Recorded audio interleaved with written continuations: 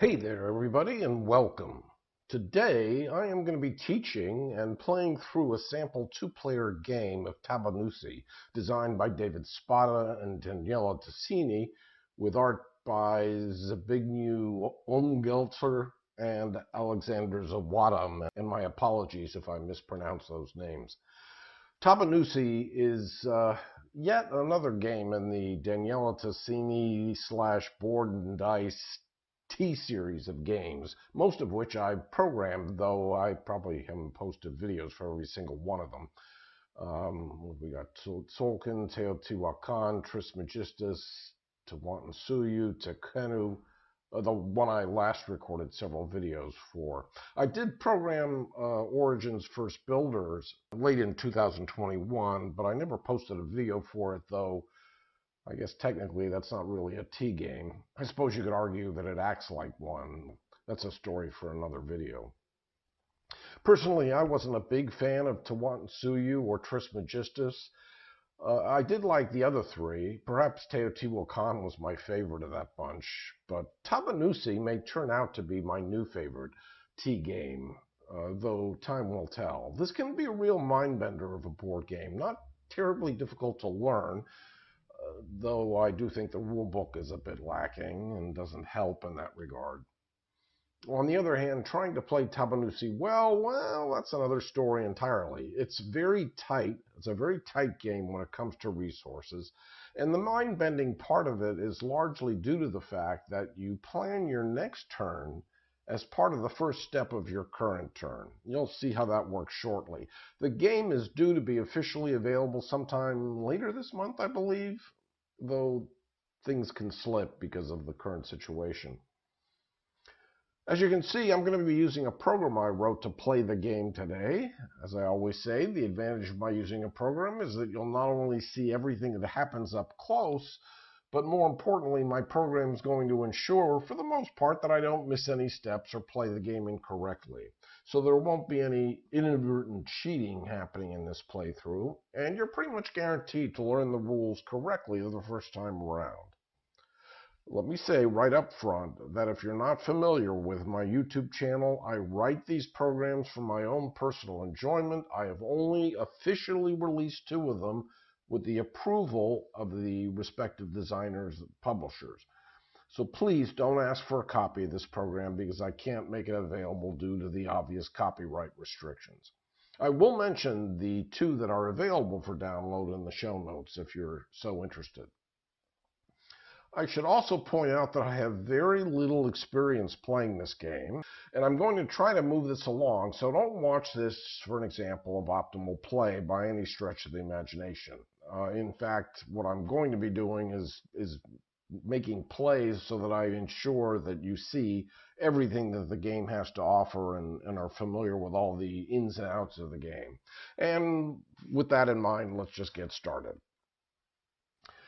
So I'm playing red against purple. It looks as though purple is the starting player. And in reverse turn order now, starting with red, as part of the last step of setup, players can construct a free size 1 building on any of these non-water spaces in what are referred to as District 1, District 2, and District 3.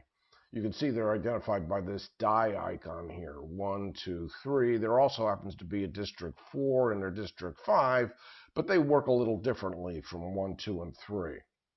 When you place the building, you will gain the benefit of the space where you're erecting it. You can see that most of these spaces have some sort of bonus pre-printed on them. Although I should point out that placing on a space with this bonus right here, or this one right here, are probably to be avoided at this point during setup because they won't produce any real reward for placing there, and I'll explain why a little bit later in the video. For now, red is going to build on this space all the way over to the right in District 3. This bonus lets me advance 1 step on one of the 3 mastery tracks up here, white, yellow, or brown. And arbitrarily, for the most part, I am going to choose to construct a brown building. And now I have my choice of which track I want to advance on. I'm going to advance a step on the brown mastery track, the one that matches the color of the building that I just constructed, though obviously I could have chosen a different track if I wanted to. Before I choose for purple, I should clarify a couple things. The reason I advanced on the brown track, matching the color of the building, was because when this building is scored, the number of points it's going to be worth is going to be equal to the size of the building, in this case 1, plus the number of gardens that players have built next to the building. Clearly no gardens have been built as of yet. And that sum is then multiplied by the VP value shown to the left of your marker on the corresponding track, the one that matches the color of the building. So at this point in time, at least, this building is worth 1 times 1 equals 1 point. The size of this building is never going to change over the course of the game, but it is quite likely that my position on the brown track will grow over time, and as it does, you'll see that this size 1 building might later be worth 2, 3, or even 4 victory points if I get to the top of the track. As I said, adjacent gardens could also impact the point value of this building, but as you'll see over the course of this video, it's highly unlikely that a garden's ever going to be built this far away from water, which is all the way over here. Notice that red has identified ownership of the building by placing one of her houses on top of it. Normally, during the course of the game, when you play your first yellow or brown house, you gain 1 gold. If I go back to red's player board, you'll see that there's a gold underneath the house piece that red removed. And gaining 1 gold is a really good thing because it's a wild resource in the game. But this reveal bonus is not earned when you construct your first building as part of setup. So this gold is not something I just gained. The 2 gold that you see here is something that every player starts with at the beginning of the game. Let's switch back over to purple, and now it's purple's turn to build a single size 1 building. And I think that purple is also going to choose to construct a building in District 3. I think it's going to do so right here, above and to the left of red's building, on the gold space. So this means that purple is starting the game with an extra gold. So both players start with 2 gold, but purple is going to start the game now with a 3rd gold. As for the color of the building, purple's going to choose yellow. And you can see that a yellow house has been removed from purple's player board. Purple did not gain a gold for doing so, and that house marks the ownership of the building down here. And now purple gets to take the first turn in the game. So before that, I should explain a little bit as to what's going on. This is a game about building up the city of which existed for around 3,500 years or so in ancient Mesopotamia. I think what's now considered to be part of Iraq. And that's going to be the extent of the history lesson today. As you can see, there are 5 different districts on the game board. 1, 2, and 3 are very much alike. Then there's District 4, which is the Port District. And finally, there's District 5 up here, the Ziggurat District, meaning the district where the temples are located. By the way, on this game board, the gray spaces here represent the spaces that aren't used in a 2-player game. It tightens up the board, so you can ignore all these spaces that are grayed out. Now, if and when you buy the actual game Tabannusi, the 2-player board is actually going to be on a different side, so it's going to be a double-sided game board. So in that case, there won't be any need to block out spaces because the board will be printed and ready to play for 2 players. But the board you are looking at here in my program is the actual 2-player board with the 2-player bonuses shown. You can see that each of the 5 districts has a barge next to it with 5 randomly rolled dice of different colors. So we have white in District 1, brown in District 2, green here in 3, yellow in District 4 and blue in District 5. My program randomly selected the barges and the colors for each district, which is one of the many ways you can adjust the variability from one game to the next. In a two-player game, there are 5 dice of each color, as you can see here. But if you're playing a 3-player game, there's 6 dice of each color. If you're playing a 4-player game, there are 7 dice of each color on each barge. There are also these decree cards that are laid out here over to the right, and these are first come, first served. This top one, for example, will let you place a free claim marker in the Ziggurat district and score 10 points as soon as you have at least 5 yellow buildings with houses marking them and or houses in the yellow section of the Ziggurat, as well as 1 white building with a house marking it or a house in the white section of the Ziggurat. This second decree is worth 10 points and a step up on 2 different mastery tracks if you place 6 garden tiles next to your buildings and you have 2 houses built in the port district. All this is going to make sense soon enough. The ships and the bordering harbor master tiles, these were all drawn and placed randomly as well. I think there's probably some 15 ships to choose from, harbor master tiles to choose from. There were probably 15 decree cards to choose from. Claiming ships, that is, putting one of your claim markers on one of these ships, provides you with an ongoing ability during the game. And having 3 claimed ships in a row or in a column grants you the harbor master tile, either at the bottom of the column or to the right of the row. In addition to all that random variability, the Ziggurat tiles here were also randomly drawn from probably a stack of 10 or 15 tiles. So the amount of variability from one game to the next is going to be staggering, to say the least. It's going to guarantee a very unique play experience. There are also action tiles out here that have been randomly distributed. As I said, the color of the dice have been randomly distributed as well. I'm going to cover each of these things, the Ziggurat, the port district, and all the common districts as districts 1, 2, and 3 are referred to in more detail as I play through the game. At the start of the game, you place your architect and your assistant, meeples, in one of these 5 districts. And that's the choice that purple has to make right now. I think purple's going to begin in District 3, where all the action seems to be taking place so far. So we're going to choose District 3.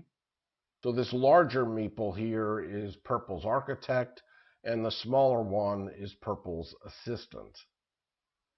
There are 3 steps to each of your turns. On your first step, you choose a die in the district where your architect and assistant are located. The value of that die is going to cause your architect to move to the corresponding district, and thus chances are that's going to dictate what you're going to be doing on your next turn. The die that you choose is then moved into your player area where it becomes a resource of the color, and the value of the die no longer matters at that point. In step 2 of your turn, you're going to perform 2 actions in the district where your assistant is still located. They can be the same action or they can be different actions.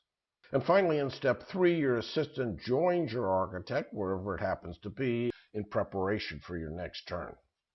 Now at this point, purple has to choose either a green 6, a 4, a 2, or a 1. Now remember I said the value of the die determines where your architect goes next, but since there are only 5 districts, what do you do if you choose a 6? Well, in that case, you're granted a little flexibility. You can choose to move your architect, if you draw a 6, to any district that you couldn't otherwise visit by choosing a different die. So for instance, since I can visit districts 1, 2, or 4 with my architect by choosing one of those dice, if I instead choose a 6, I could choose to move my architect either to District 3 or District 5, because there's no 3 or 5 in this grouping of dice. If this were a 3-player game, and there were 6 dice laid out here, and they happen to be values 1, 2, 3, 4, 5, and 6, Well, I couldn't actually choose the 6 in that case because all of the other districts are represented by the dice of values 1 through 5. However, as dice would then be chosen and removed, the 6 would eventually become available and playable. One other option you have during this first step of your turn is to choose a die, but also to pay 1 gold. And that allows you to move your architect to any district of your choice. But I think that's going to be pretty rare in this game since gold is such a vital commodity, and there are other ways you can move your architect over the course of the game. So it's round 1, and for purple's first turn, I think they're going to choose the green 4 and send their architect over to the port district for their next turn. So when I click the 4, the architect moves over there, the assistant remains behind, and the green die comes over into my player area and acts as a green resource, which is why there's a 1 here. The value of the die, the fact that it was a 4, is now completely ignored. Now purple gets to choose to perform 2 actions, and he chooses the actions from among the 4 shown here.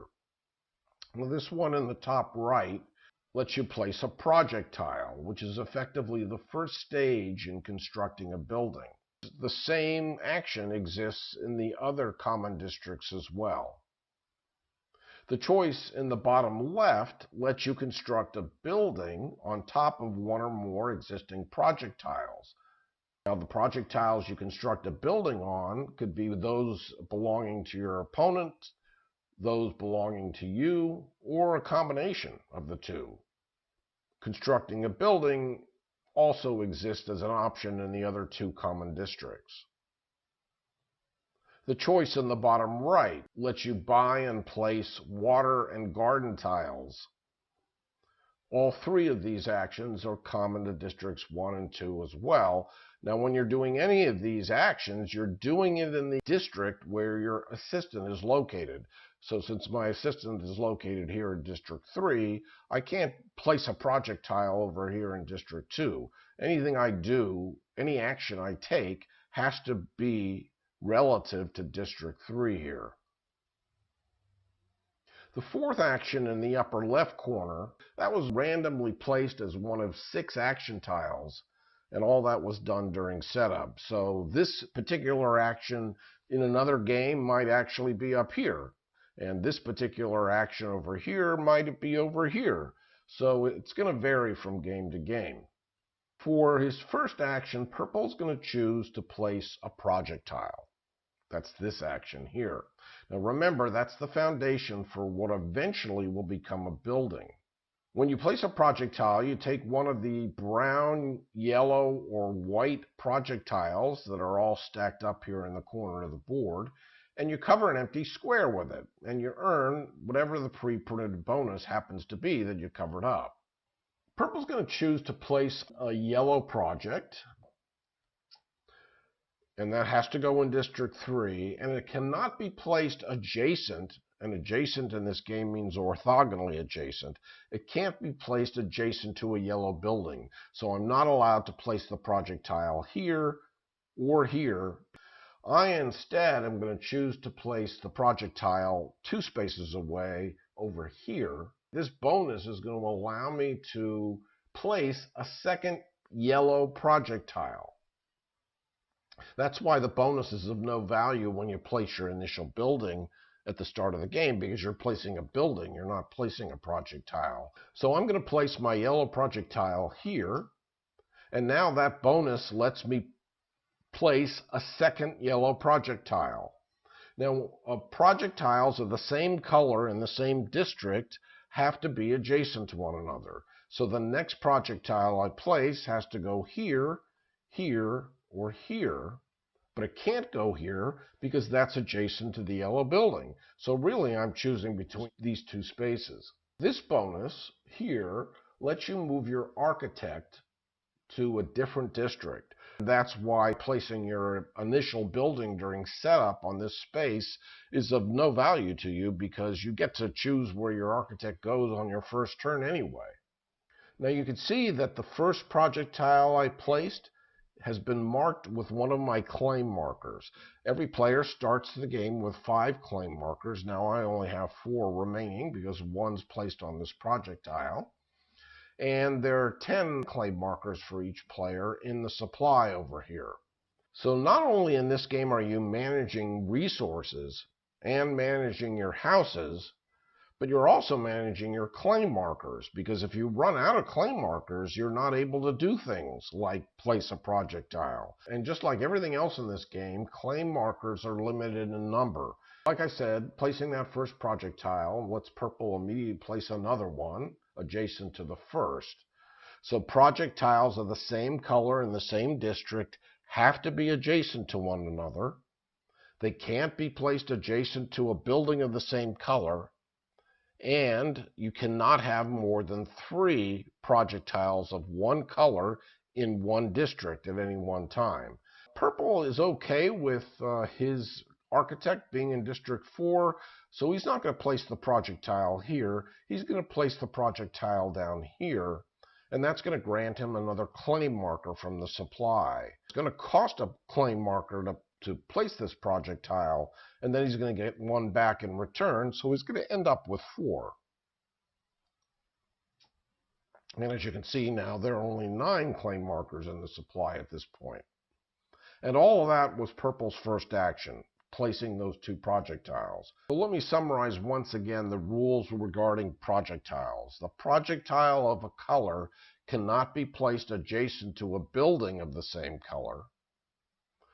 You can't have more than 3 projectiles of a color in a district, and all the projectiles that you place of the single color have to be adjacent, orthogonally adjacent to one another. If I was placing, say, a brown projectile, I couldn't place it here, but I could place it here if I wanted to.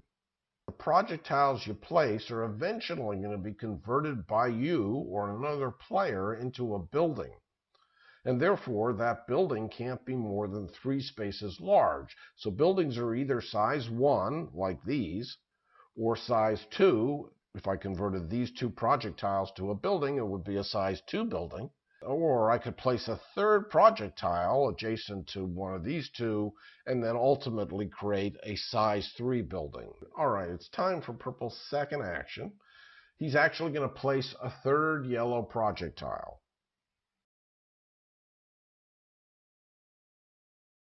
Has to be adjacent, and I'm going to place it down here. This is going to grant purple a free blue resource.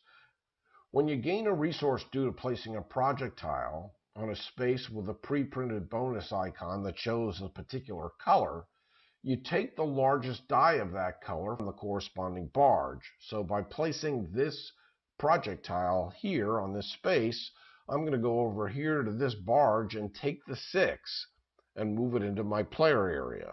I'm going to place this projectile. Another claim marker goes on it, and that's the end of purple's turn. My program automatically moves purple's assistant to join his architect in District 4 in preparation for his next turn. Now it's red's first turn. Red has to choose the district where she wants to begin. I think she's going to place her architect and assistant over here in District 1. That means she now has to choose a white die and move her architect either to District 2 or District 3, or to stay in District 1. Remember, if she wanted to, she could choose a die and pay a gold to move the architect to District 4 or 5 instead of 1, 2, or 3, but she wants to hang on to the 2 gold that she started the game with. I think red is going to choose the white 1 and leave the architect right where it is in District 1. Now red has a white resource. For red's first action, she's also going to place a projectile. She's going to place a brown one. And she's going to go over here where she's granted a yellow resource. That means that the yellow 6 over here is going to be removed from the barge and moved into red's player area. So now there are only 4 dice in District 4. For her second action, she's going to place another brown projectile. So it has to be adjacent to this one. And she's going to place it due south on this space, which, as you already know, grants red a claim marker. So it's going to cost her one of her 4 claim markers to place the projectile there, but then she's going to get another one from the supply returned to her, so she'll end up with 4. And there are 9 red claim markers in the supply, just like purple. And that's the end of round 1. It's purple's second turn. His architect and assistant now happens to be in District 4, the Port District. And he has to choose either a yellow 1, a yellow 4, or a yellow 5. What does he want to do next turn? I think he's going to take the yellow 5 and send the architect to the Ziggurat District. Purple has 3 gold, a green, a blue, and a yellow resource. Purple has to choose a first action. I think it's going to be this action tile that was randomly placed here during setup. So this action tile says you'll lose 2 victory points in exchange for a 1-step advance on any mastery track of your choice. Each player starts the game with 10 victory points. Since purple built this yellow wall of a set of projectiles here in District 3, he is going to choose to pay 2 points to move 1 step up on the yellow mastery track.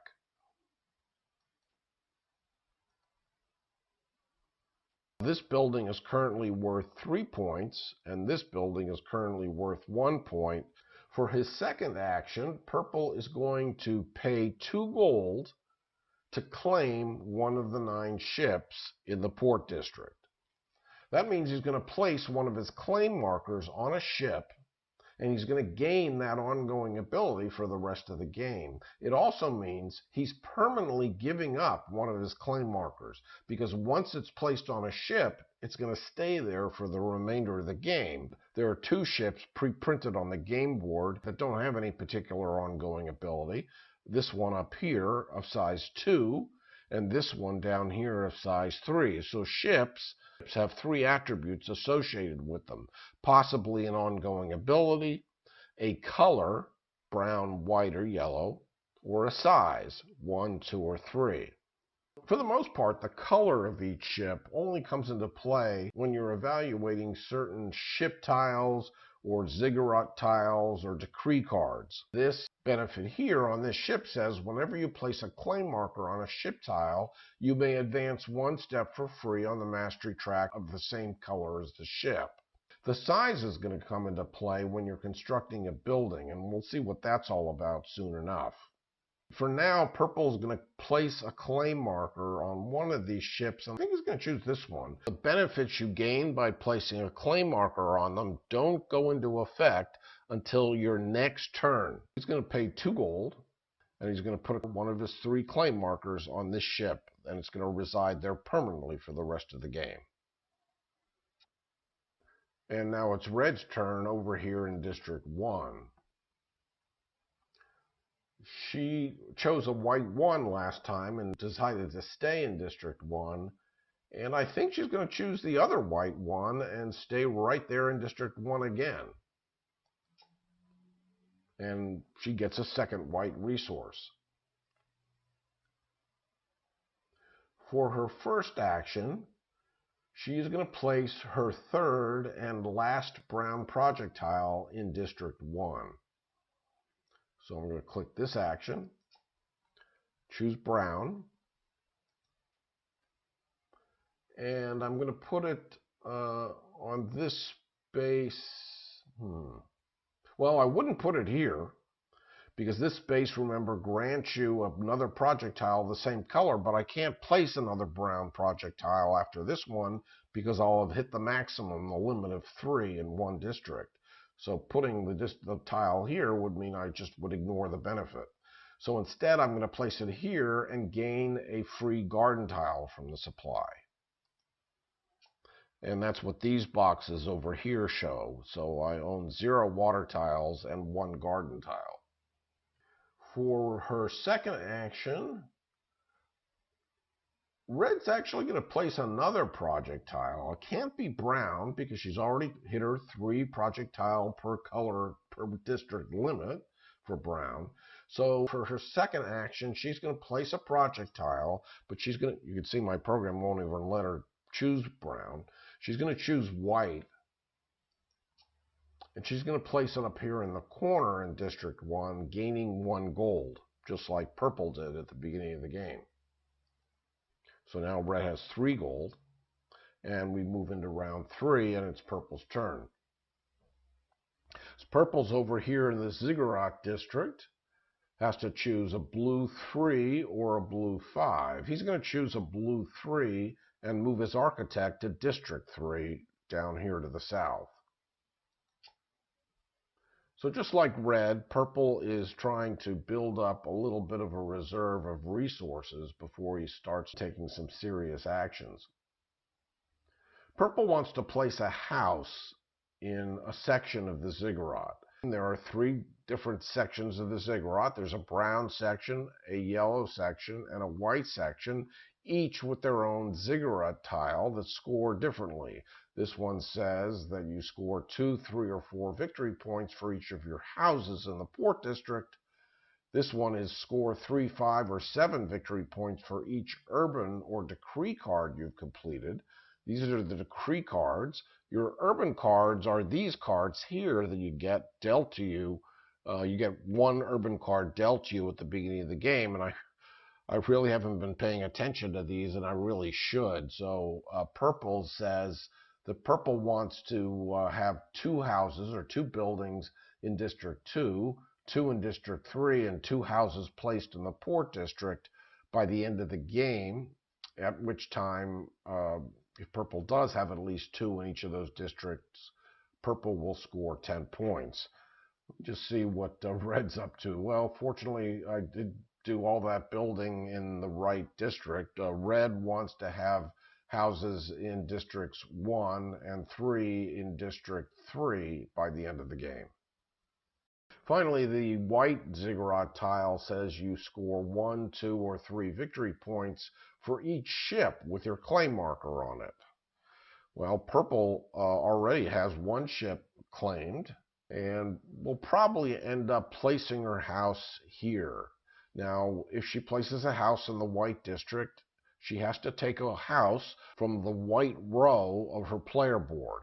So when you're building a building, or you're placing in the Ziggurat district, you take a house of the particular color that you're placing. However, as you'll eventually see, when we place houses in the port district, they aren't associated with colors. There are just spaces over here in the port district where you can build houses. And when you're building a house in the port district, you build one of your uncolored houses down here in the bottom row. The rule is that when you're constructing a building or placing in a colored Ziggurat section, you take the leftmost house of that color from your player board. But if you've already exhausted the 3 houses of that color on your player board, then you are allowed to dip into your uncolored houses at the bottom of your player board. The action to place a house in a Ziggurat cost 2 blue resources, whatever the color happens to be of the dice on this barge. So if I happen to be playing this game with green dice and a green barge, then the tile placed here would be the one that chose 2 green resources have to be paid to build a house. So there are sets of barges and different tiles on the game box that you would place if you wanted to place all these colors randomly. Of course, there are also colors pre-printed on the game board, and you could just use those for your first game. Placing a house in the Ziggurat is going to cost purple 2 blue resources, which purple currently has. And when you place a house in the Ziggurat district, you place it on one of the 6 spaces in any of the 3 colors that you want to place it in, and you gain the bonus that you might cover up. So if, for example, purple chooses to place the house here, he would take a white house from his player board, gain a gold, because there's a gold underneath his house, and if he placed it here, he'd gain another gold. And then he would place a claim marker permanently on the leftmost space on the Ziggurat tile where he doesn't already have a claim marker. So my first house in the white district, for example, would put a claim marker above the number 1. And if purple placed a second white house on one of these spaces, for example, gaining a bump on the white mastery track, then purple would place another claim marker permanently into the second circle on the tile, and then finally into the third circle of the Ziggurat tile. So the more times you place a house in a specific color, the more points you're going to score for that particular Ziggurat tile. I have been hinting, since purple has already placed a claim marker on a ship, that this is probably the Ziggurat I want to visit, where I want to place a house, the one that scores points for each ship with a claim marker on it. Purple is going to pay 2 blue resources, which get returned to the supply. So finally there's going to be some dice in the supply down here, 2 blue ones. And he's going to place his house on this white space with a gold on it, and he's going to earn 2 gold. The gold from this space and the gold from where his house is on his player board.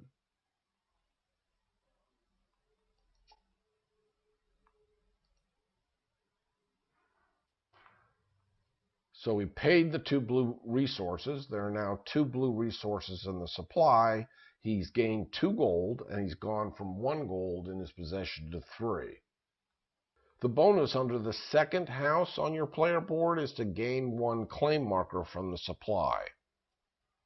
There is no bonus for taking the third house in a row, but there is a bonus to be had for eventually emptying your second column. At that point, you can place a claim marker on a ship for free.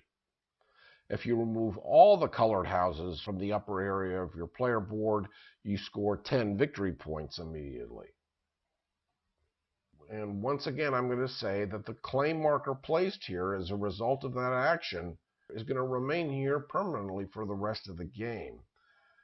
If purple didn't have any white houses up here, then purple would have had to use one of his uncolored houses. But if purple didn't have any claim markers, he wouldn't have been able to perform this action at all. You have to have a claim marker to perform this action, in the same way that you had to have a claim marker in order to place a project tile. Purple only has 1 claim marker left, so for his second action, he is either going to do this action, which is randomly placed here at the start of the game. This scores 2 victory points, and you get to take 2 claim markers from the supply. Or he's going to take this action that lets him gain a special water tile from the display over here, and a garden tile, and a single claim marker from the supply. I think he's going to choose the top one. He might do some gardening later on. So when he clicks this action, he gets a garden tile and a claim marker from the supply, all of which are in limited supply. And now he chooses one of these 3 displayed special water tiles that were placed here from a deck that originally consisted of 8 special water tiles. When he chooses one of these special water tiles, he's not going to immediately get the bonus that's shown on the tile. That won't happen until he eventually places the water tile in one of these common districts, and then subsequently places a garden tile on top of it. That's when the bonus is going to be scored. Also, anytime you take a special water tile, it's immediately replenished, if possible, by dealing 1 from this deck and placing another one in the space that you emptied. Purple is going to choose this special water tile, the one that eventually will score somebody 3 victory points when they place a garden tile on it. Hopefully that's going to be purple. He takes that one, another one is drawn, and it's one that allows you to gain a single claim marker. And that was purple's second action, so now it's red's turn. Red is over here, still hanging around District 1, loitering, I suppose.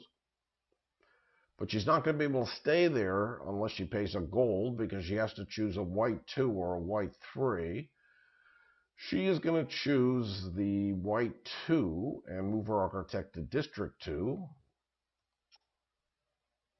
leaving her assistant behind the District 1 to take 2 actions. So red now has 3 gold, 3 white resources, and a yellow resource.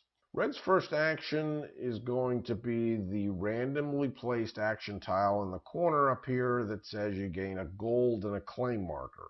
So that's going to allow red to end up with 4 gold and 3 claim markers. Gold is the one thing in the game that is not limited, by the way. So if you happen to run out of gold tokens, you just use something else, so some suitable replacement. All right, for her second action, red is about to construct a size 3 brown building in District 1. Now this is a risky choice for her because it's expensive to construct a building over projectiles that have your claim markers on them. It's far cheaper to construct a building using projectiles placed by your opponents. That's one of the key aspects of the game, in fact, but this is a 2-player game. It's early on in the game, and Red really has decided to kickstart her engine and pay through the nose in order to construct this size 3 building. The cost to construct a building is a flat 2 resources of the color associated with the district. So in this case, red would have to pay 2 white resources. Well, red has 3 white resources, so she's okay in that regard. Plus 1 resource of the color of the new building per claim marker of your color that's on the projectiles you're going to be covering up. So in this case, there are 3 red claim markers on the 3 brown projectiles. Therefore, in addition to the 2 white resources, she has to pay 3 brown resources. Now, if this were purple instead constructing this building, then purple would only need to pay 2 white resources because purple doesn't have any of his claim markers on these projectiles. So red has plenty of white resources. She's okay there. She doesn't have any brown resources specifically. She does have 4 gold, but she has one other thing that's going to help her out in this case. She has a brown crate. Each player was dealt a crate tile randomly at the start of the game. There are 20 different crate tiles, 4 of each of the 5 different colors in the game: brown, yellow, white, blue, and green. So each player was dealt one of those 20, and then there were 6 placed on these spaces here in the port district. And then the remaining crate tiles were returned to the box. This brown crate that red owns can be flipped over to its use side and treated just as if red is spending 1 brown resource. For each crate that you flip over to its use side when paying a resource, the color of the crate counts as payment of one of those resources. If red happened to have a white crate instead of a brown crate, then she could flip over the white crate instead of spending one of her 3 white resources. So red's crate serves as sort of a semi-permanent brown resource as long as it's on its unused side, as it is now. Once red flips it over to its use side, it's not going to be of any value to red at that point, but once per crate per turn, red could spend, as a free action, any 1 resource of any color to flip the brown crate back to its unused side. That's once per crate per turn that you could perform that free action. You don't have to pay a resource that's the same color as the crate. Furthermore, if you have more than 1 crate, you can't flip 1 crate over in order to flip over another crate. You actually have to pay a resource die in order to perform that free action. So while paying a resource to restore a crate is a handy free action to have, it can be a bit pricey, and as you'll soon see, there are other ways you can restore crates to their unused side. Anyway, back to the action at hand. So to construct this brown building, red has to pay 2 white resources. She's going to flip over her brown crate to pay one of the 3 brown resources she has to pay. And then she's going to have to spend 2 gold to pay for the other 2 brown resources she has to pay. Then the brown project tiles are going to be returned to the supply. Red's claim markers, because red is constructing the building, red's claim markers are going to go back to the supply, not back to red. And she will replace these project tiles with brown building pieces, and then finally is going to take one of her brown houses, if she has one. She does. She's going to get a claim marker from the supply once she removes it from her player board. But if she didn't have any brown houses remaining, she would take from one of these 5 uncolored houses at the bottom. While these 3 claim markers are going to go back to the supply, she will gain 1 claim marker, one of those, because she's placing this house on the player board. And that's how she's going to mark the size 3 building as being one of her buildings. If red were constructing a building that partially had or fully had purple's claim markers on it, then purple would get those claim markers returned to his player area, and purple would be able to climb 1 step on the brown mastery track for each of his claim markers returned to him. There's one other bonus you get when you construct a building, and that is that you can spend 1 gold, if you have it, to claim a ship that has a size equal to the size of the building that you just constructed. So red is going to be able to claim a size 3 ship, and that would either be this one, or this one in the corner, or this one down here. These are all size 1, and the only size 2 ship happens to be the one pre-printed. That's just the way they happen to turn out randomly when these ships were placed. All right, that's a lot of exposition. Let's actually make this happen. So red is going to construct a building. This is red's second action now. So she pays the white resources, the gold. Her brown crate got flipped over. The 3 claim markers were returned to the supply, but she gained one of them back because she spent this house from her player board that granted a claim marker. And now red has the option, if she wants to, of spending 1 of her 2 remaining gold to claim a size 3 ship. And I think she is. She is going to claim this one that says, when you construct a building in the future, for each claim marker belonging to an opponent, you may pay any 1 resource to advance 1 step on the mastery track of the same color as the building.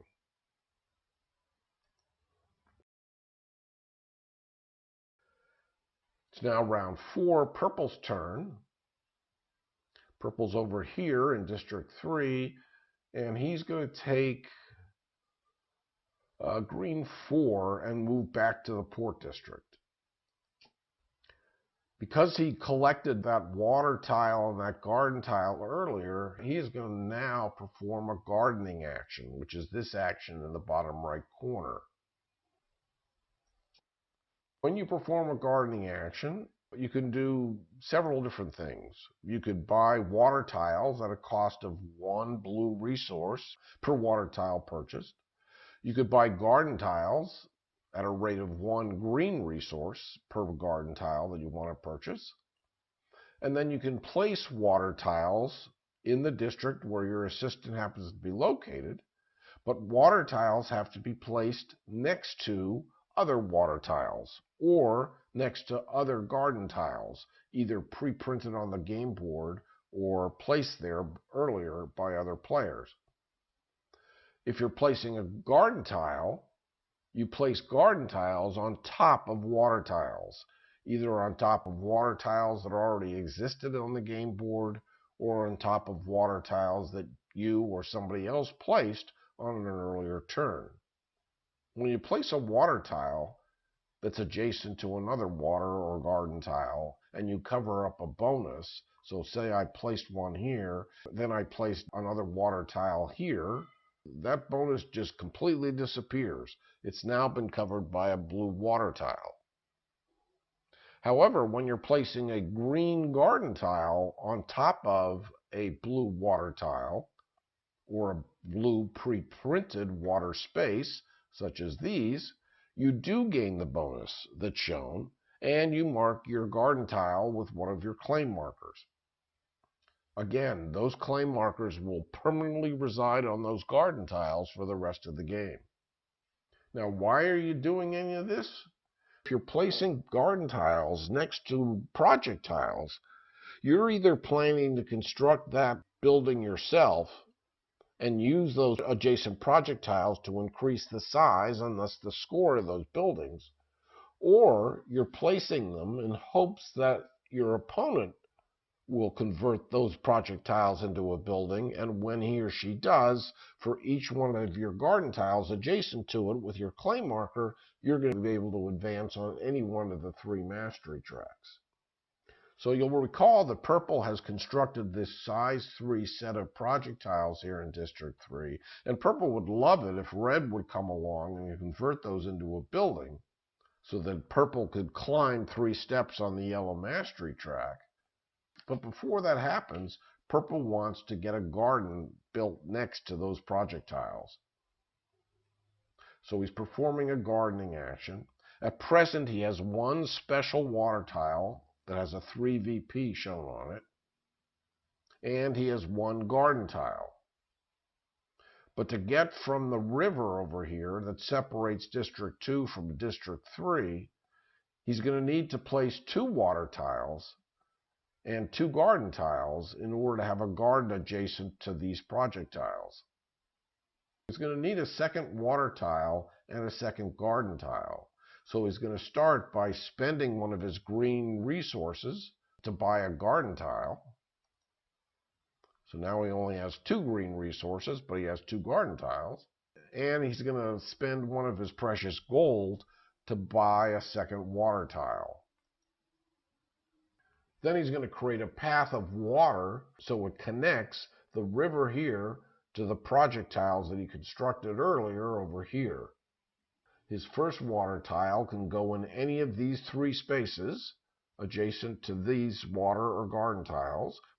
So I'm going to start by taking this special water tile and place it here next to the garden. Now I'm going to place my other water tile that I just purchased and place it here. Now I'm going to cover these 2 spaces with garden tiles, and I'm going to mark them with my clay markers. I only have 2 clay markers left, so this is going to relieve me of all my clay markers, at least for the time being. But I am going to score 3 points as a result of placing the garden tile on this particular water space.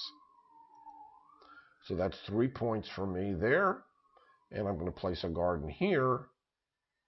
And now, whoever constructs this building is going to effectively have a building of size 4. But if red constructs this building, then purple's going to be able to advance 1 space on any mastery track when that happens. So that ends the gardening action, I think, for purple. That was his first action. For his second action, he's going to make use of this randomly placed action tile over here that lets him unflip up to 2 of his crate tiles. So he only has 1 that needs to be flipped back over to its unused side. And he's going to gain 1 clay marker from the supply.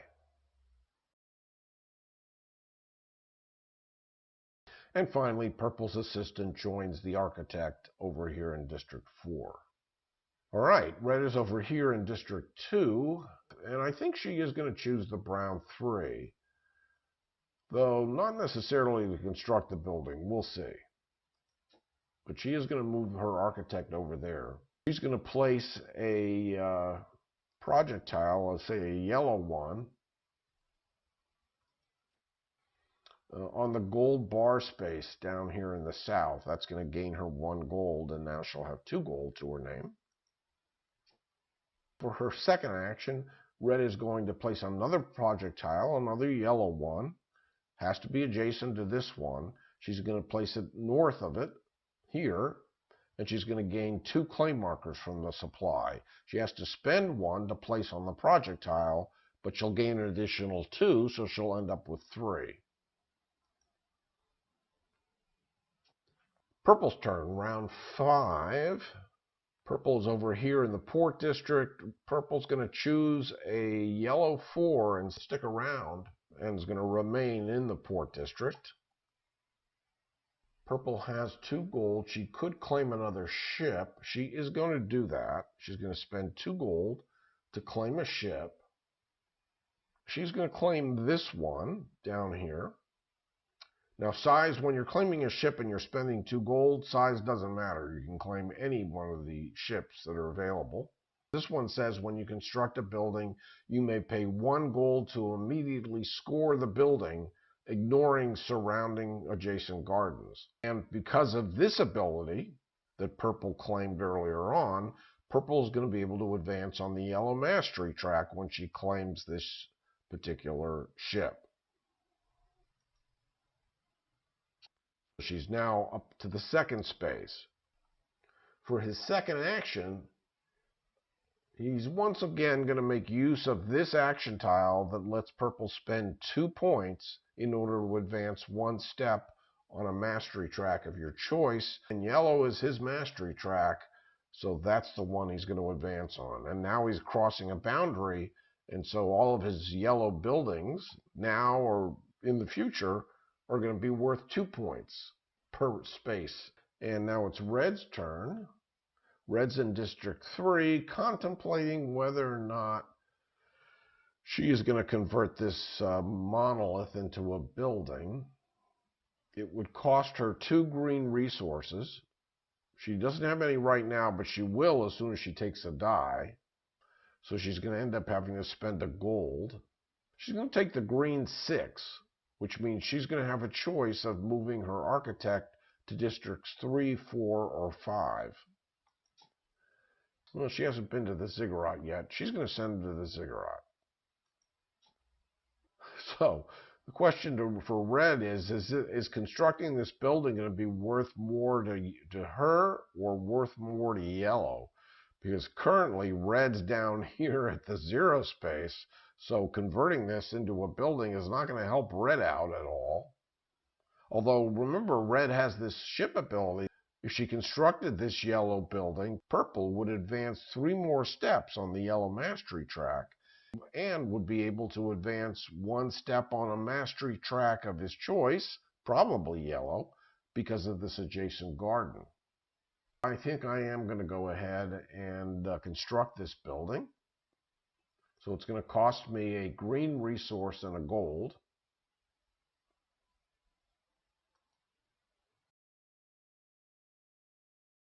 Now, Purple has advanced 3 spaces on the yellow mastery track for each of his 3 claim markers, and those claim markers were returned to him, and he gets to advance on 1 mastery track of his choice because of this adjacent garden.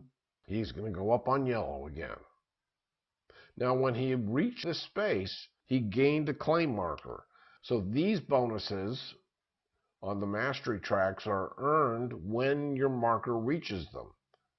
The bonuses over here to the right are not earned until you have moved your lowest ranking marker to that space.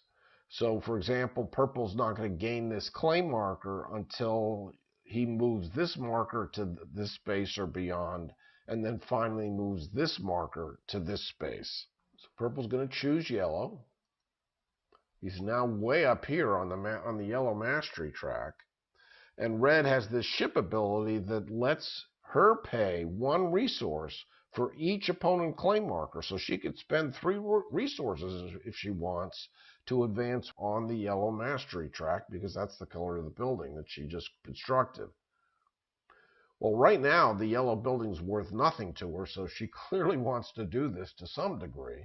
Red did gain a gold because the house that was removed from her player board granted that to her. So now she has 2 gold and 3 resources that she could possibly pay. So I think she's going to go ahead and do it. She is going to spend a brown resource to climb 1 step. She'll spend a yellow resource to climb to a 2nd step.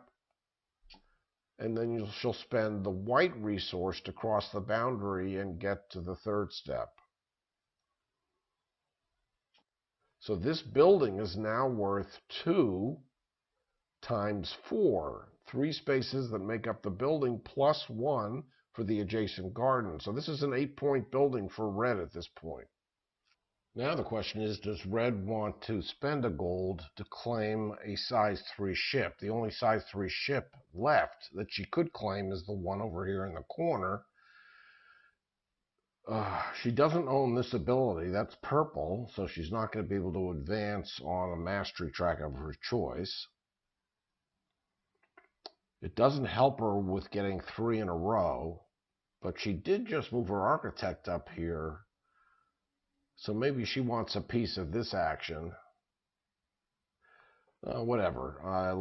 I'm not going to belabor it. I am going to go ahead and just spend the gold. This may or may not be a good choice in the long run. Anyway, it's now red's second action. She could flip her crate and get a claim marker. Yeah, that's probably a good idea. That's what she's going to do. She flips her brown crate, gains another claim marker, and we move into round 6. Purple's going to take a yellow 4 and stay in the port district.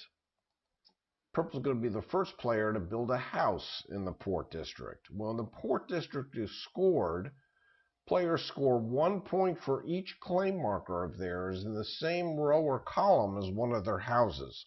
When you're building a house in the port district, you always spend one of these uncolored houses from the bottom of your player board. And you can't ever place a house on both spaces that are side by side, so you have to choose one or the other. The cost to place this house is 2 yellow resources. Purple's got plenty of yellow resources at the moment. And really, you should not underestimate the value of these crates. So she's going to place her house here and gain another green crate. And now this house is going to be worth 2 points if and when the port district is ever scored. And it's going to be scored soon, because the scoring of a district occurs when you take the last die, as you'll soon see, from that particular district. She's going to build a house here. Means she will not be able to build a house on this space in the future. It cost her 2 yellow resources. She gained another green crate. And having these 2 green crates means that purple's going to be able to monopolize a lot of the action happening in District 3. So now he only has 1 yellow resource and no gold, so once again he's going to perform this action to lose 2 victory points and advance 1 step on, you guessed correctly, the yellow mastery track, and purple is then going to be able to choose one of the resources from the supply, and right now every color die is over there. Now purple doesn't necessarily have to perform this action. He could always choose to just skip one of his actions and not perform it, but he's happy enough to do this and continue his climb. So he's advancing 1 more step on yellow. Purple is going to have to take the yellow 1 on his next turn, which is going to send his architect over here to District 1 where he needs white resources. So he's going to take a white resource. Okay, red's turn. Red's up here in the Ziggurat. I'm going to take a blue 5 and choose to stay right there. She has the blue resource and a gold resource. We're going to build a house. Is it going to be up here? Or does she want to keep climbing maybe in yellow or gain a gold? She could really use the resource. She's hurting for resources. How is she doing on her urban card? So she's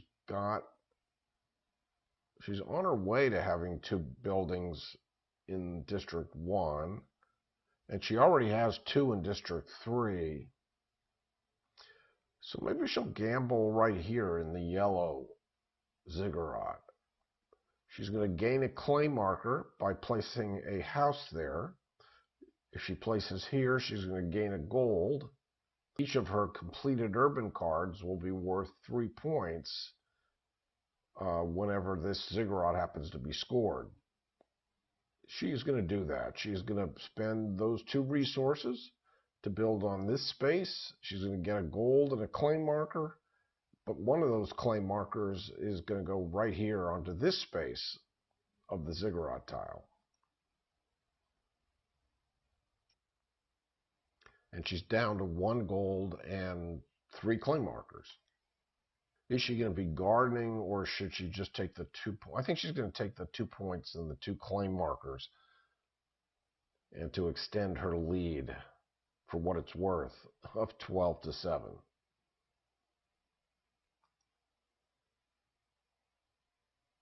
Purple is going to be taking the last yellow die from the port district, which means that at the completion of purple's turn, the port district is going to score. It's going to send his architect over to District 1. So now you know the districts are scored when their dice are exhausted from the barge, which means that's something else you need to pay attention to when you're playing this game, and that is the number, value, and distribution of the dice that are on the board. The more dice there are of a particular value, the more likely it is that that district corresponding to that value might score before other districts, because it's more likely the players are going to take dice of that value and then eventually go to that district and end up emptying that district of all of its dice. I keep a tally of all the dice counts down here. So if you go by those statistics, well, this is a very minor margin, but right now there are 3 3s on the game board and there's 1 6. So it's anybody's guess, frankly, whether District 3 is going to score next. There are only 2 dice remaining in District 3, but there are a lot of 3s hanging about. There are 2 over here, which is where purple's going next, so purple's going to be forced to take one of those 3s. You might bet that District 3 is going to get scored next. I think purple's first action is going to spend 2 yellow resources to build another house. Clearly he wants to build it here or here. He does like the idea of grabbing a crate, but he also likes the idea of 3 more points and 1 more step up on the yellow track. Boy, that would be really nice. I think he's going to take that action. He's going to build a house there, climb 1 more step on the yellow mastery track, and score 3 points. He is totally dominating that track. He just gained 3 points. Why not spend 2 of them and reach the pinnacle of the track? This might be foolish because, frankly, he's going to have other opportunities to climb the yellow track and not have to spend 2 points to do it. But what the heck? Let's go ahead and do it. Now, it's time to score District 4. 4 things happen when you score a district during the game. Number 1, the player who took the last die from the barge gets the leftmost gold from up here. You can see that after 5 scorings, the end of the game is going to be triggered. So the first thing that's going to happen is that purple is going to gain this gold. The next thing that's going to happen is that any player who has any yellow resources in their possession is going to have to surrender them. But they're going to get a bonus. If you were scoring the brown district and you had 1 or more brown dice in your possession, you would climb 1 step on the brown mastery track. If you're scoring the white barge, the white district, you would surrender any white dice that you had and advance 1 step on the white mastery track. If you have any yellow dice in your possession, purple does not, but if purple did, he would advance 1 step on the yellow mastery track. Now, that doesn't help purple because he's already at the top of the track. You only advance 1 step, even if you had 5 of those resources. You have to monitor whether or not a district is going to score and whether or not you hold any resources. It behooves you, if you have more than 1 of that color resource that's about to score, it behooves you to spend them and hold on to just 1, because having more than 1 doesn't get you a bigger benefit. If you're surrendering one or more green resources and you're scoring the green district, which is District 3 in this case, you would gain a garden tile. If you surrendered any blue resources and you were scoring the blue district, in this case the Ziggurat, you would gain 1 water tile. So that's the second step of scoring. First step is gain the gold. Purple gets the gold. Second step is surrender any yellow resources. Now I can see that there are 5 yellow dice in the supply, and there were only 5 yellow dice on the board to begin with, so nobody is holding any yellow dice. So nobody's going to be able to advance on the yellow track. Third step is you score the district. When you're scoring districts 1, 2, or 3, you're basically scoring the buildings that you own in that district. So you're considering the size of the building, whether there are adjacent gardens, and you're multiplying that by your VP value on the corresponding mastery track. If you're scoring the port district, you're scoring 1 point for every claim marker you own in a row or column where you also own a house. So right now, we know that purple is going to score 3 points. For this house, there's 1 claim marker in the column. For this house, there are 2 claim markers in the row. That's equivalent to 3 points. Every district is guaranteed to be scored at the end of the game, but over the course of the game, it's possible that one district might be scored multiple times and some other district might not be scored at all. There's one more thing you have to keep track of. This is why I said this is a mind-bending game, to be sure. You have to take so much into account when you're playing this game, and I'm not taking any of those things into account. Finally, the fourth step after the scoring of the district is that all the dice that were surrendered are rolled and put back onto the barge to repopulate it. So I'm going to unpause now and we'll see all of this happen. So purple's going to gain the gold. There's a gold missing here. Nobody surrenders any dice. Purple scored 1 victory point and now another 2. And now the 5 dice have been rolled and there are 2 6s, a 4, 3, and a 1. Red is up here in the Ziggurat and can take a 3 or a 5. She is going to take the blue 3. She's going to have another turn in District 3 before the scoring. Maybe she wants to do some gardening of her own. She's going to choose this action. And for her special water tile, she's light on resources, so she's going to take this one. And then she's going to perform this action again. And this time, she's got plenty of claim markers. She'll take the top special water tile that gains a garden tile. Purple's forced to take one of the white 3s. Let's lay some projectiles down. He doesn't have any dire need to have buildings in District 1 because his urban card doesn't call for any of those. Let's just place a projectile. We'll place a brown one. And I'll place it on this space that gets a brown resource into purple's player area. So purple's going to take this brown 6. For his next action, maybe he'll place a projectile. Now, if he places a projectile here, it would have to be yellow. Let's place another projectile, a yellow one, here. And we get a choice, brown, white, blue, or green. He's heading over to green right now. He's got 2 green resources, but maybe he wants blue so that he's more prepared when he gets back to the Ziggurat. Let's take a blue resource. All right, not sure if that was smart or not, but red's turn. Red's going to take, well, if red takes the 1, that means District 1 is going to get scored next. Red's in a good position there. Let's take the green 1 for now. For her first action, we'll go gardening. She's going to place this special water tile, the one that gains a resource, on this space, thus forfeiting the move your architect to any district space. And then she'll put a garden tile on top of that and take a green resource, I think.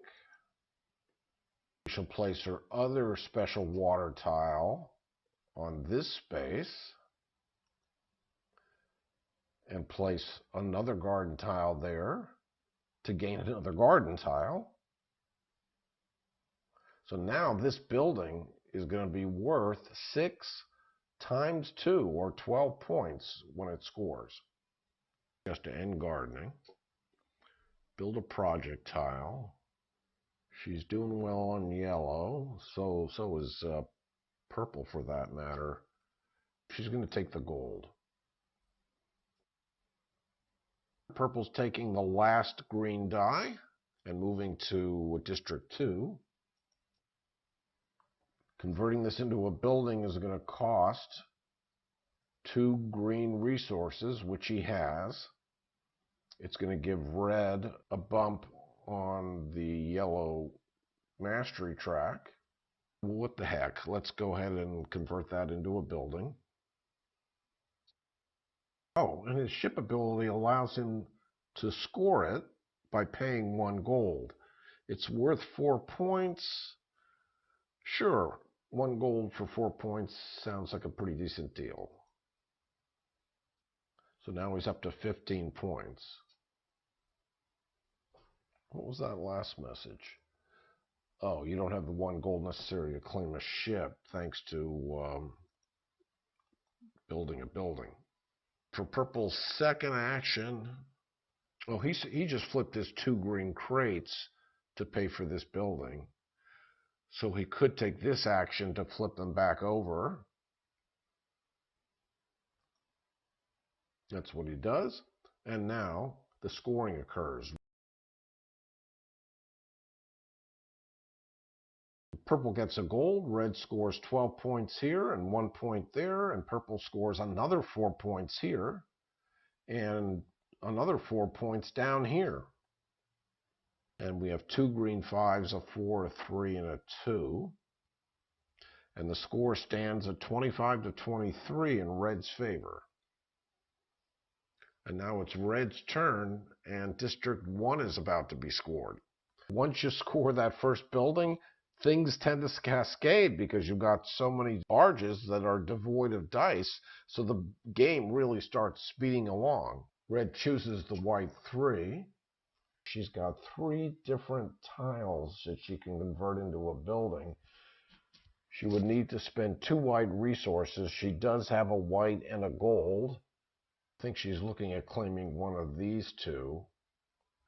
If she claims this one, it doesn't help purple. Purple gets his claim marker back, but can't advance on the yellow track. See, this is what I meant about it wasn't worth it to purple to pay 2 points, because he was going to climb the yellow track eventually. But then again, he wouldn't have scored as high on these buildings over here when District 3 was scored. I think she's going to convert the brown building, which means purple's going to climb 1 step on the brown track. This is going to cost a white and a gold. She could spend a resource to advance 1 step on the brown mastery track now. She'll hang on to the blue for the Ziggurat, and she'll just flip a brown crate to advance 1 step on the brown track. Now she has a gold and she can claim a ship. Would she really like to either be here or here if and when she ever builds a house? Then again, she really... We'll take a look at these Harbor Master tiles. Put a claim marker on any ship. Advance 2 steps on 1 mastery track, or 1 step on each of 2. Advance 1 step on each mastery track. Draw another urban card, and at the end of the game, ignore one required house from each urban card. That could be of value. You may pay one fewer resource when placing a house in the common district. When you construct a building, you may pay one gold to immediately score. So she could join purple. Yeah, I think that's what she's going to do. She paid a gold to claim that ship. Now that ship is fully claimed. For her second action, she's going to take a gold and a claim marker. She's about to get another gold for the scoring and hopefully a bunch of points. Purple has 2 white resources in his possession, so he's going to get a bump on the white mastery track. All right, here we go.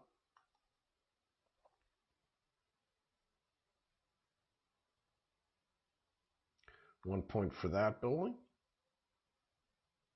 3 points for this building. Boy, if only red had gotten past this boundary. Purple's turn in District 2. He could stay in District 2. He doesn't have anything going on in District 2 yet, and he really needs to get something happening. So he's going to stay in District 2. To construct this size 2 building down here, he needs 2 brown resources. He has it. Red's going to get 2 bumps on the yellow mastery track. It would also get her a claim marker. So let's go ahead and do that. He can pay a gold to score this building, which is worth 8 points. It's worth it. He won't be able to claim a ship because he'll be out of gold, but 8 points would be nice to have. Well, that ship is going to really pay off for him. For his second action, I think he can move his architect and gain a resource. He needs another building here, so I don't think he's going to move his architect. He's going to just stay in District 2. And does he want a brown resource or a blue? Well, he clearly wants a brown because he's... or does he? He's got green crates. Blue would help when he makes it back to the Ziggurat. But he's got one blue already. I think he'll take a brown. I think he's going to stay right here.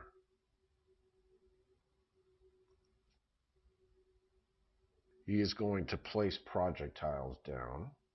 He wants to get on these spaces. And he wants a size 2 in order to get to this harbor master. So he's probably going to build on these 2 spaces. They can't be yellow. All right, place a project. Brown or white. I guess it's going to be brown. And it's going to go here. And he's going to do that again. She is going to do that again. I got to keep my gender straight. She could definitely use the green resource, so she's going to go there. Round 11. Purple goes over here. So purple will go to District 5 next. Purple needs another building in District 2. Purple would like it to be size 3, but that would cost him a fortune. The best place to go would be here, where he could gain a resource. For his first action, he's going to place a projectile. If he places it here, he can gain a resource. His best bet is to place a yellow projectile, which means he needs a yellow resource, but there are no yellow resources to be had. Placing a brown project, that's about the only one he could afford. He is at least on step 1 here. Okay, he's going to build a brown building on this space. Going to take a brown resource. place a brown projectile on that space, take a brown resource, and now convert that into a building by spending 3 brown resources. And once again, he doesn't have gold.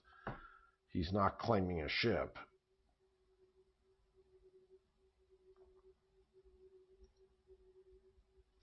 But, he gained a gold by placing a brown house. So does he want to score this building? It's only worth 1 point. I don't think he does. I think he'd prefer to take a ship, and that would be this one. It would have to be a size 1 ship. This says whenever you construct a building, you may pay 1 green resource once to place 1 water tile and 1 garden tile in the same space. Oh, that's nice. That might help him pay for some gardening to enhance the size of that building. All right, he's going to build there, which is going to help him when it comes to scoring the Ziggurat. It's now Red's turn. He wants to build a size 2, which would cost him 2 green and 2 brown if he built his own. He's got it. He would have to do this to flip his crate. I think he can pull this off. He is going to take 5. So his first action is going to flip his brown crate and take a claim. And now this is going to cost him 2 green, which he has, 2 brown. He's going to have to spend a gold, but he'll be left with 1 gold. He's going to be using an uncolored house to do it. Let's go ahead and do it.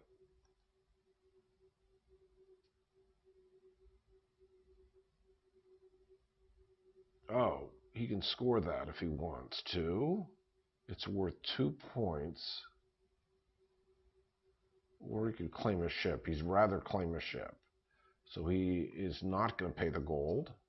Instead, he's going to claim this ship and get this harbor master tile, which I think he's going to spend immediately. So how's he doing here? He's got 3 buildings and 1 building, 3 buildings in District 3 and 1 building in District 1. No, he's got 2 buildings in District 1. He's already satisfied this urban card. The question is he going to draw 2 urban cards, one of which is going to help him? That remains to be seen. Let's hope. 3 in District 1, he's got 2 there. He's got nothing going on in District 2. 3 in District 1. Oh, this is the one he wants. He's already got 2 buildings in District 1 and 2 in District 3. He will have already satisfied this with the other ability that this Harbor Master tile provides him. So this is worth 20 points to him. Okay. So purple is now taking this green 5 and staying in the Ziggurat. Purple's going to get the 4th gold. Purple wants to build a house up here. He's got the blue resources. That's what he's going to do. And he's going to climb on the white mastery track for a change. He's going to get a claim marker out of it.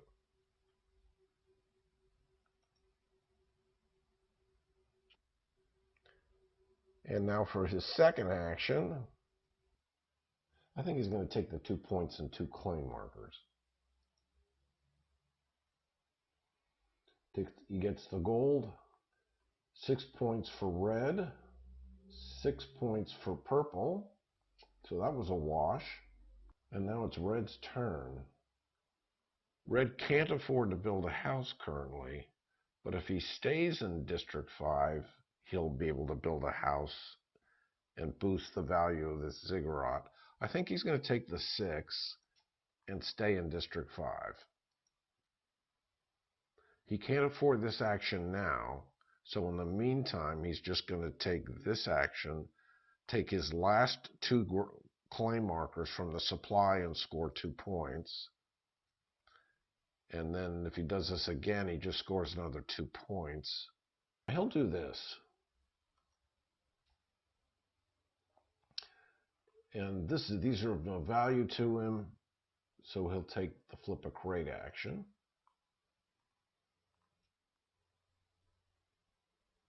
Now it's purple's turn to take a blue die. Purple cannot get to District 3. Purple is hurting for resources. What else is new? We'll go to District 2. He's here, he might as well take advantage of it. So he will spend 2 blue, or 1 blue and 1 gold, to boost the value of his white Ziggurat. So that's the last he can do there. And now for his second action, I think there's some value in gardening. So I think he is going to go here. And there are no claim markers to be had, so this is the special tile that he wants. Red's turn. So I guess he's going to District 1. And his first action is going to be to build another house and get another step up on yellow. Second action, he's got 4 gardens and 1 water tile.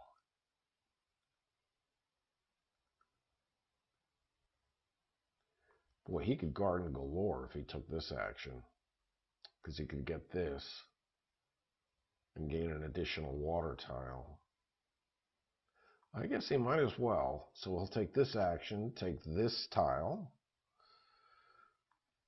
Okay, purple is taking the last brown die. Okay, that's going to trigger scoring in District 2. It's the last interim scoring. The end of the game will then be triggered, and there will be 1 more round of play. And during that round, after the end of game has been triggered, if another district happened to be scored, which I don't think is likely, but if it happened, you would not score that district. There are no more interim scorings once the end of the game has been triggered. And of course, there's no more gold to be had once the end of the game has been triggered. So the only thing happens is that you surrender any dice you have, you possibly get a benefit for doing that, and the dice are re-rolled. Purple is taking the brown 1. For his first action, he'd like to garden, though if he places a projectile here, he gets a water tile. It's not a water tile of any value because there are no more claim markers to be had, but it is a water tile, which would help his gardening effort because he can't afford to buy more water tiles. He's got 1 already. I think he's going to place a project. It's going to go here. He'll take, doesn't matter what he takes. His second action is to garden.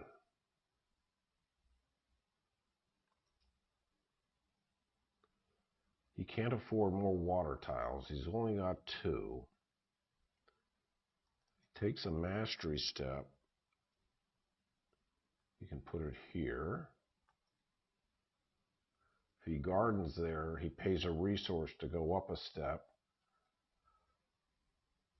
And the only resource he could pay would be brown, so he'd go 1 step up on brown, which would be all right.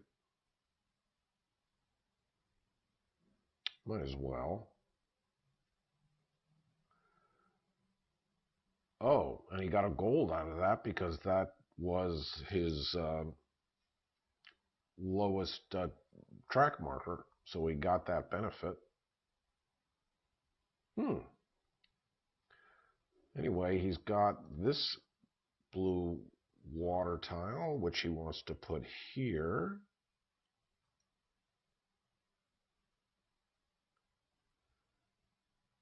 And now he could if he gardens here, that improves the value of this building, potentially the value of this building, if he builds there.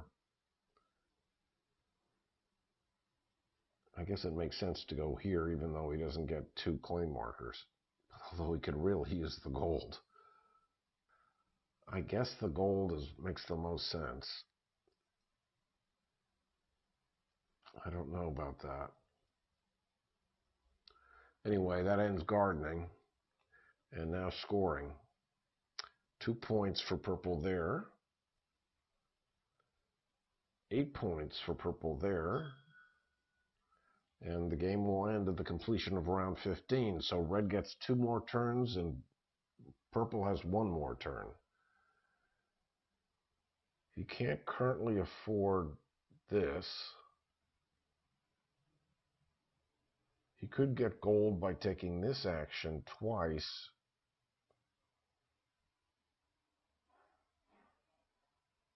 Let's do it once. All right, so let's definitely go to the Ziggurat next. We'll do this action once to get 1 gold. Again, he could construct this building for 2 white resources. I don't know why purple did that. Purple has no place to go on the yellow track. That was a mistake. I guess it makes sense for red to build here.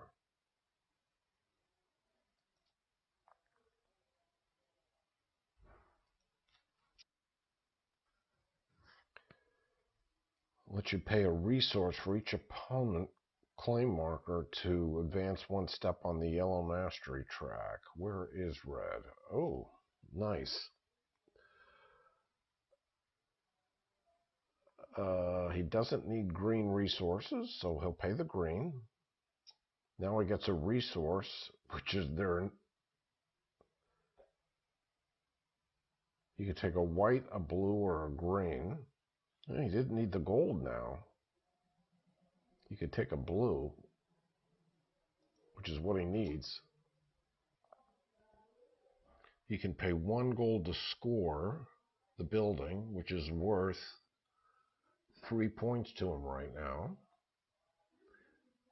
He could save the gold to claim a ship, which doesn't really help him because it would have to be a size 1 ship.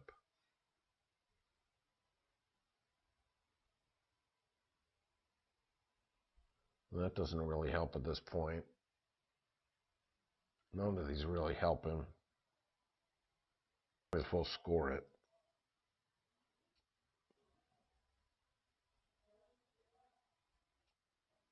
Purple's last turn. Well, the die doesn't matter, so he takes a white die.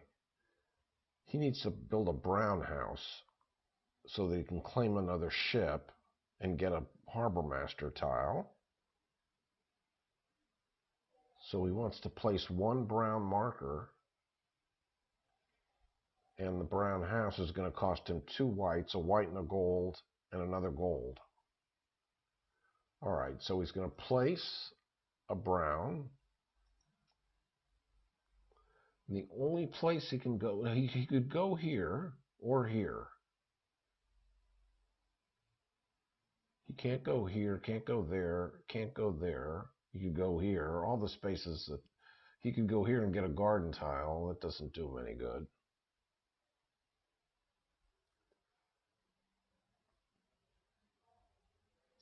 If he goes here, he has the benefit of this garden. So I guess he builds here. So he converts into a building.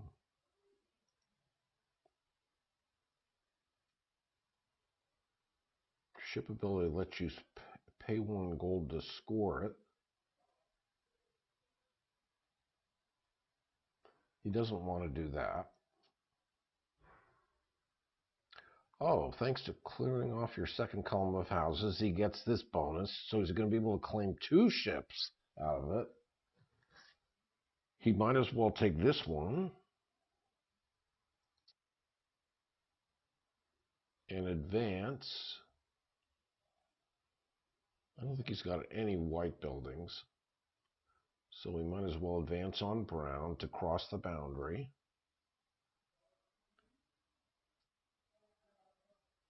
And then he can take this which gets him this Harbor Master tile, which is another 3 points.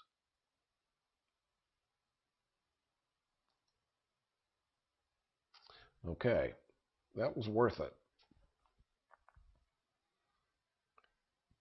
And purple has definitely pulled ahead. I think purple might be aiming to win this. This is red's last turn. Doesn't matter what die she chooses. She has enough to build a house. So she's clearly going to build a house here, which is going to get her another 3 points when she gets a step up. And it's going to help her with the Ziggurat scoring. And the second action is, I guess, to just take 2 points at this point. And now, this is the end game scoring. So now we score every district. This is worth 1 point for red. Worth 3 points for red. It's a size 3 times 1 victory point. That's why this was worth 1. A size 1 times 1 victory point. 3 points for red. 3 times 1. 4 points for purple. Size 2 times 2 is 4. Oh, purple got something. Got another gold, I think, when he climbed this track. Another 4 points down there. Size 2 effectively with the garden times 2. 8 points. A size 2 times 4 is 8. This never got converted. 18 points for red. Wow. Effectively a size 6 times 3. Couldn't quite get up into the... Boy, that would have made a difference. 2 points for red. That's a size 2 times 2. A size 2 times 1, rather. A size 2 times 1. Now we're in district, and another point for red, a size 1 times 1. Purple now, 4 points, and another 4 points down here. Now we move into the port district, which is all purple. 3 points there, 3 points here. Now we move into the Ziggurat. 14 points. That's 7 for 2 completed urban cards. 15 points is even better for purple. 3 points per claimed ship. 5 claimed ships. Finally, you score 10 points per urban card. Oh, it's going to be close. Purple won, 113 to 107. Purple had 1 urban card completed for 10 points, had 2 Harbor Master tiles worth 3 each for 6. Red got both urban cards completed for 20, but came up short, 6 points short, which could have been the difference if red could have gotten up into here. I don't know. But that's a 2-player game of Tabannusi, everybody. My mind is blown. You can see what I mean. So many things to think about if you really want to play well, and I was just trying to play to demonstrate the game. It's great for burning up your brain, that's for sure. If you like those kinds of games, this is the game for you. But in any event, I hope you enjoyed the sample playthrough. Please like and subscribe to help out my channel. Check out some of my other playthroughs, possibly download some of the programs I've made available. Let me know what you think of Tabannusi in the comments below, and thanks for watching, everybody. Bye-bye.